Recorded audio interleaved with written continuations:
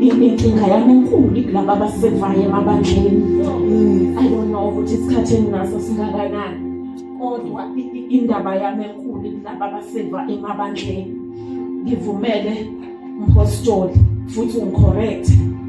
Amen. Ukuthi isizwe uMose uhamba uya entabeni. Yeah. Uyohlala noNkulunkulu. Amen. Uyabambeka kwepresence kaNkulunkulu for 40 days. Yes. Uma ubuya abantwana bakwaIsrayeli sebathole ngoba bafuna ukukhonza. Yeah. Something ibonakalayo.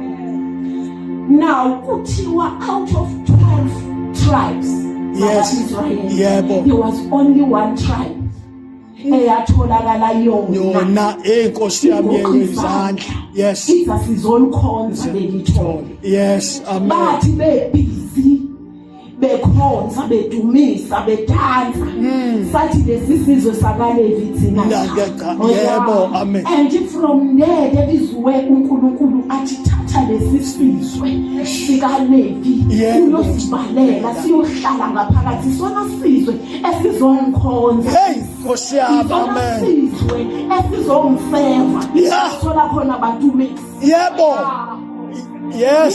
Sithola khona nabantu laba ababizwa ngama-asha emabandleni. Yes. Sithola khona bonke abantu abasevayo. And ngifuna sinothe bazalwane. Ngiyayifuna sinothe ukuthi labantu they were separated. Yes. Bebengaphili njengalaba kuthiwa laba abanye babehlala ngaphandle. Babesakhe ngaphandle. Kodwa laba babehlala presence God. How? Jesus. Ngifuna ukuthi badumise yahlala uNkulunkulu. Oh, Nkosi. Asinike kwetalent. Asinike Talent, yes. Asinike ngetalent. Yes. Kodwa simake kwipresence kaNkulunkulu.